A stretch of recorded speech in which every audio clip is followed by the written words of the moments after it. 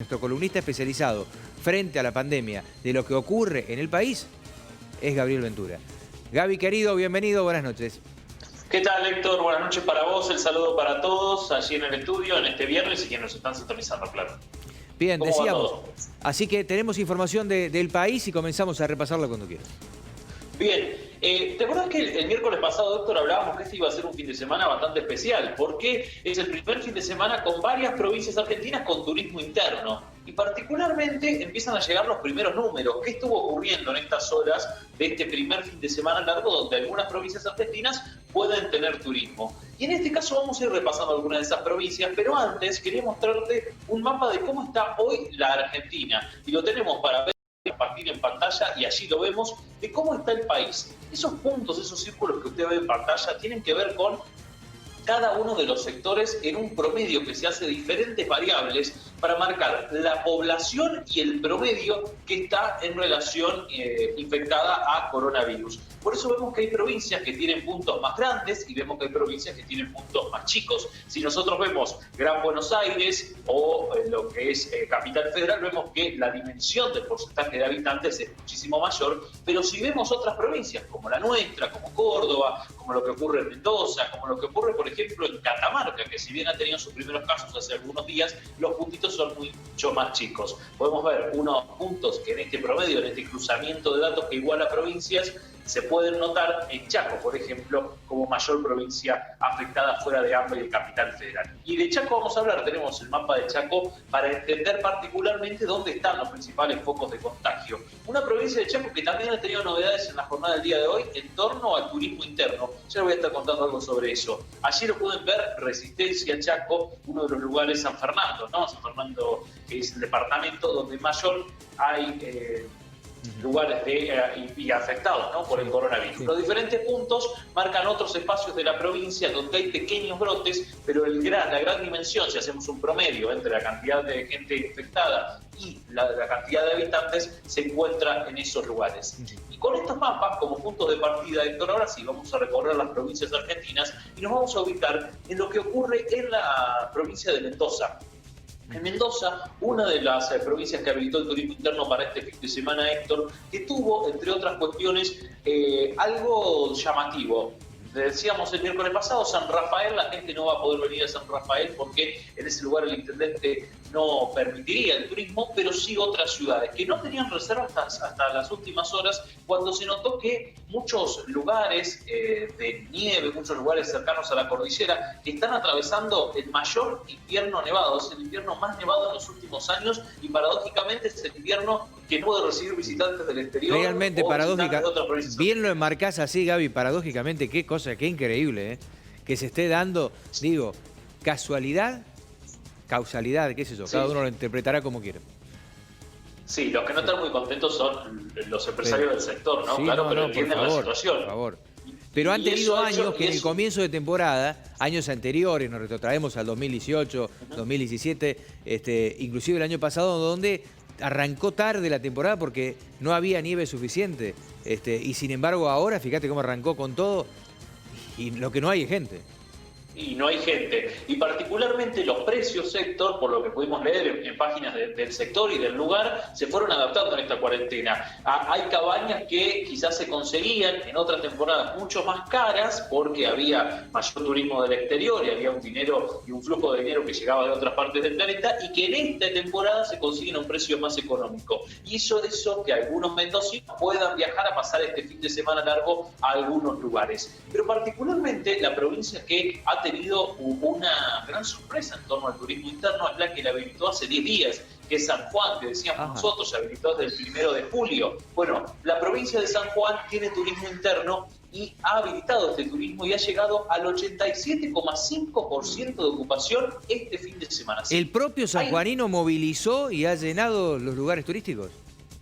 Sí, se ha llenado la provincia, estaban muy contentos los empresarios del sector. Hace un rato estaba leyendo algunas páginas para ver qué decía la gente del turismo, que fueron muy consultados porque son las provincias testigos, provincias que hoy incluso San Juan tampoco sigue reportando casos, entonces van avanzando en esta nueva normalidad y tienen en promedio un 87,5% de ocupación. Recordemos que también marcábamos a mediados de semana que el Parque Nacional Ichigualasto era uno de los lugares que abría, que se volvía a tener la posibilidad de guías turísticos, y esto ha incentivado al sanjuanino que visite su provincia, que visite lugares que quizás antes no visitaba tanto, que eran de su propia provincia, y que han llevado la ocupación a ese número. El Valle Fértil, Hachal y Sanigasta son algunos de los lugares con mayor afluencia de turistas en este fin de semana.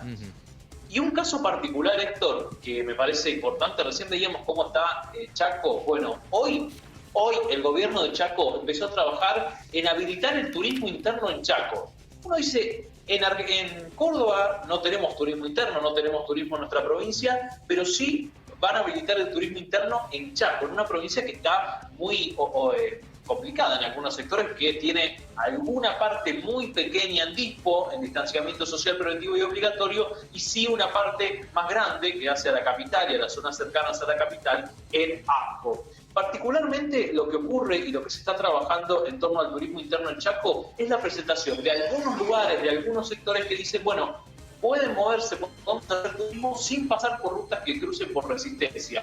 Aparentemente esto es algo que han elegido desde el gobierno de Chaco y en los próximos días podría conocerse y avanzarse en ese sentido. Sorprende, teniendo en cuenta que es la tercera provincia más complicada del país, ¿eh? Sorprende mucho, y particularmente en las últimas horas, en realidad a eso del mediodía de hoy, lo que ocurrió fue que se dio, ¿te acordás, Héctor, que venimos hablando nosotros de este rebrote que se dio en Chaco que no se pudo controlar? Se había controlado en Córdoba, se había controlado en Santa Fe hace un par de semanas atrás.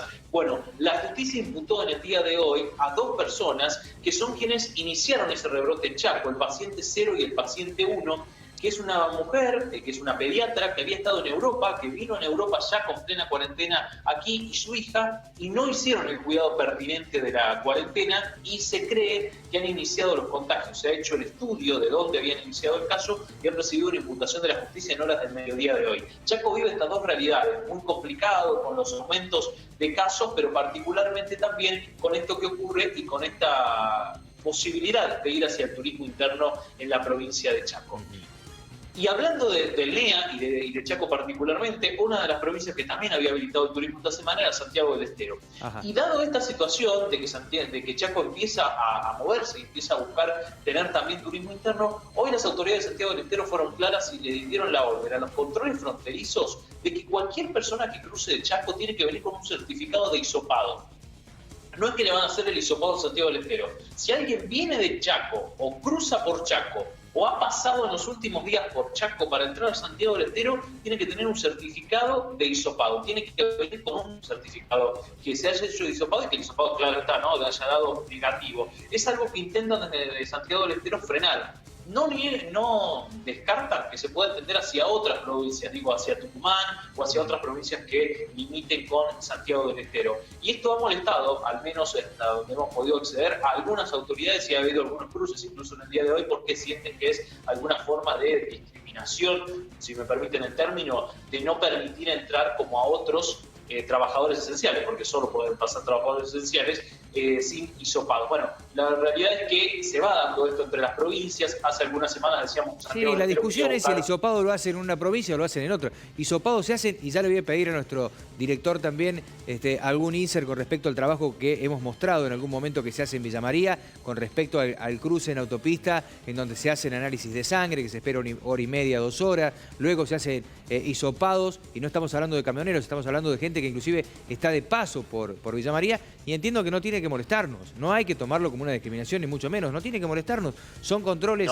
necesarios, y ya te voy a decir el número en promedio que se está haciendo en Villa María, porque es información que nos acaban de dar también, pero te escuchamos algo, así que no debería molestar, más allá de que el hisopado no se haga en el lugar, ¿no? lo que les molesta a las autoridades chaqueñas, es decir, por qué a las personas que vienen desde Chaco les piden que ya lleguen con el hisopado hecho. Uno entiende que me parece que debería hacerse también en el ingreso a la provincia, porque en el medio, digo, en el viaje, vos te haces el hisopado en algún lugar y viajas a Santiago del Estero, podés tener algún otro contacto, me parece que debería ser por ese lado. Sí. Lo que le han dicho desde Chaco es, bueno, pero si al resto de las provincias se lo van a hacer, ¿por qué no a nosotros? Bueno, esto se ha dado en las últimas horas. Bien, 4 horas y veremos qué ocurre. Ahí bueno, sí no es lo mismo. Lo que quieren es limitar y quedarse tranquilo, que quizás quien esté llegando directamente del Chaco no tenga un hisopado negativo. Mirá, Gaby, lo comparto con vos porque es información que también nos ha llegado hace un momento y lo queremos compartir con la gente. En Villa María puntualmente, la información marca que el control que se hace, este control es en Villa María, lo hemos mostrado varias veces, lo hemos repetido. Este es el control que se hace en la ruta de Villa María. Nos acaba de decir el director del COE, director del hospital, Sergio Arroyo, que al menos están realizando 30 análisis de sangre. Ahí está el análisis de sangre. Ese análisis de sangre que ya hemos contado que se realiza y que aproximadamente en 1 hora, en 1 hora y media, se mete dentro de una centrífuga, una máquina que permite tener un resultado primario, que tiene un margen de error, pero es un resultado primario, que al que le da por ahí negativo puede continuar y que luego, si le da positivo, se realiza el hisopado correspondiente también. Lo que dicen es que han informado que se están haciendo en promedio 30 análisis de sangre en el paso de los vehículos por autopista Córdoba-Rosario a la altura donde funciona la estación virológica sanitaria, que también hemos mostrado en Villa María, y nos dice hoy Arroyo que en ese sentido las personas que circulan también hay un porcentaje de hisopados que es 20 por día, 20 hisopados por día. El hisopado, la gente tiene el primer análisis de sangre, lo puede tener en la mano. A los hisopados, en realidad, tarda más. No es que la persona se queda a pernoctar o tiene que dormir ahí en la estación virológica, no. La persona sigue de viaje, pero se lleva todos los datos y su número de teléfono. En el caso que el hisopado dé positivo, lo llaman y le indican el proceder protocolar. Pero ese es el número en Villa María. Así que entre uno y otros análisis estamos hablando de 50 análisis diarios que se están realizando en el cruce por Villa María. Era como aporte, más allá de que estamos hablando del país, de lo que se hace acá en ruta, que ahí vemos cómo paran a los vehículos y después de diferentes consultas, si vienen de zona roja, se hace este camino, ¿no? Ahí estaba el informe que nos brindaba en su momento también Estuperengo, y el camino, todo el camino es así. Vienen de zona roja, se le hacen análisis de sangre, se le hace, en otro contexto, el hisopado.